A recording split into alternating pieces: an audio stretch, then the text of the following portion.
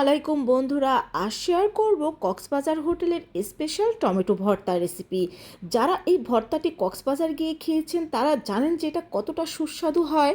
আর সেই ভর্তাটাই কিন্তু খুব সহজে আপনারা বাসায় তৈরি করে নিতে পারবেন।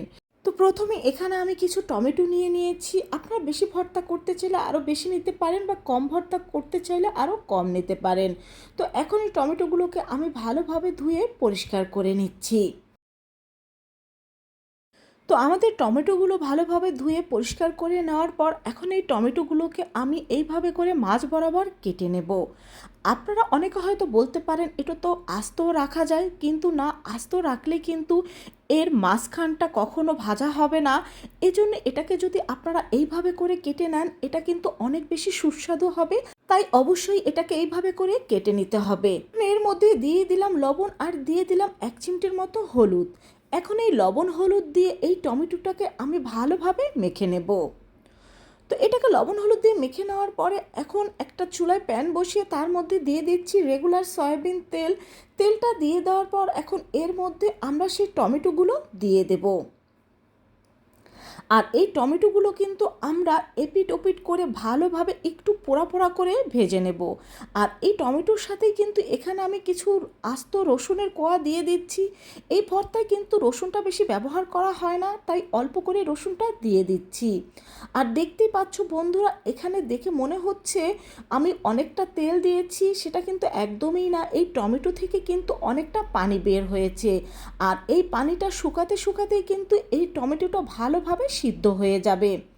তো আবারও আমি কিন্তু এই টমেটোটাকে উল্টে দিচ্ছি। আর দেখতেই পাচ্ছ এর অন্য একটা সাইড কিন্তু একেবারে পোড়া পোড়া হয়ে গিয়েছে।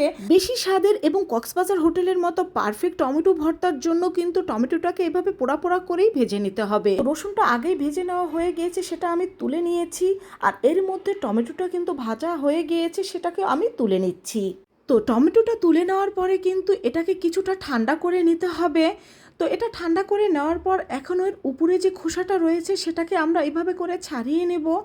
আর এই যে টমেটোর বোটার অংশটা রয়েছে সেটাকেও আমরা ফেলে দেব। আপনারা হয়তো অনেকে বলতে পারেন এই বোটাটা তো প্রথম দিকে ফেলে দেওয়া যায়, কিন্তু না, প্রথম দিকে এটা ফেলে দিলে আপনারা যখন এই টমেটোটা ভাজতে যাবেন তখন দেখবেন যে টমেটোটা ভেঙে যাচ্ছে, আর টমেটো ভালোভাবে ভেজেও নিতে পারবেন না। এজন্য টমেটোটা ভেজে নেওয়ার পরে এই বোটার অংশটা ফেলে দিতে হবে। তো এখন এই টমেটো আর এই রসুনটা আমরা কিন্তু ভালোভাবে ভর্তা করে নেব। তো প্রথমে আমি রসুনটা ভালোভাবে ভর্তা করে নিয়েছি। এখন এই একে একে সব টমেটোটা আমি ভর্তা করে নিচ্ছি। তো আমাদের টমেটোটা কিন্তু ভালোভাবে ভর্তা করে নেওয়া হয়ে গিয়েছে।